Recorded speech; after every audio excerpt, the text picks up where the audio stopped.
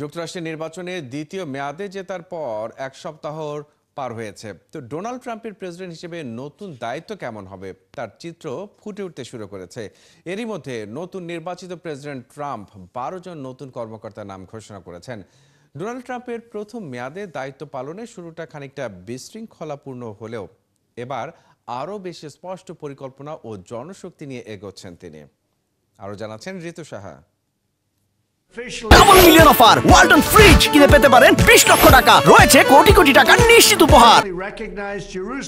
আগামী জানুয়ারিতে দায়িত্ব গ্রহণের পরপরই অভিবাসন ও পররাষ্ট্রনীতির উপর ট্রাম্পের থাকবে বিশেষ মনোযোগ। বিভিন্ন দপ্তরের বেশ কয়েকজন মন্ত্রী ও কর্মকর্তার নাম ঘোষণায় বিষয়টি এখন অনেকটাই স্পষ্ট।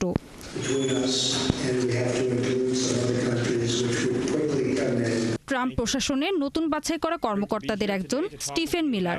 2015 সাল থেকে তিনি ছিলেন ট্রাম্পের ঘনিষ্ঠ উপদেষ্টা ও বক্তৃতা লেখক। এখন ট্রাম্পের হোয়াইট হাউসের নীতি বিষয়ক ডেপুটি চিফ অফ স্টাফ তিনি। যুক্তরাষ্ট্র থেকে গণহারে অভিবাসী বিতরণে তিনি যে কোনো পরিকল্পনাকে বাস্তবে রূপ দেবেন বলে মনে করা হচ্ছে, যা থেকে বাদ পড়বে না অনিবন্ধিত ও বৈধ অভিবাসী কোনো পক্ষই।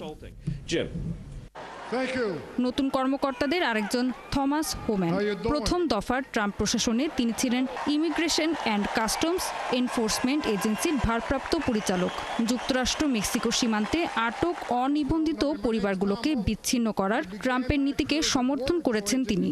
এবার আরও বড় দায়িত্ব পেয়ে ট্রাম্পের ইমিগ্রেশন জার হয়ে ফিরলেন তিনি। এদিকে রিপাবলিকানদের অনেকেরই বিশ্বাস, যুক্তরাষ্ট্রের বৈশ্বিক আধিপত্যে চীনই হলো একক হুমকি, আর সেটি অর্থনৈতিক ও সামাজিক উভয় দিক থেকে। এক্ষেত্রে ট্রাম্প অনেক বেশি সতর্ক। এর অংশ হিসেবে নিজ পররাষ্ট্রনীতি নির্ধারক দল চীনের বিরুদ্ধে সোচ্চার কর্মকর্তাদের দিয়ে পূরণ করেছেন। এর জন্য পররাষ্ট্রমন্ত্রী হিসেবে মার্কো রুবিওকে বেছে নিয়েছেন ট্রাম্প। ফ্লোরিডার এই সিনেটরও কট্টর চীন বিরোধী।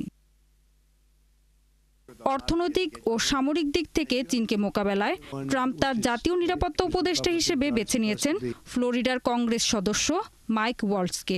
মার্কিন সেনাবাহিনীর একজন অবসরপ্রাপ্ত কর্নেল তিনি। এখন তিনি পেলেন হোয়াইট হাউসের একটি গুরুত্বপূর্ণ পদের দায়িত্ব। এছাড়া জাতিসংঘে যুক্তরাষ্ট্রের রাষ্ট্রদূত হিসেবে ট্রাম্পের বেছে নেওয়া নারী কংগ্রেস সদস্য এলিস স্টেফানিক চীন বিরোধী হিসেবেই পরিচিত। গেল অক্টোবরে চীনের বিরুদ্ধে যুক্তরাষ্ট্রের নির্বাচনে হস্তক্ষেপ করার অভিযোগ করেছিলেন তিনি। ঋতু সাহা, ৭১।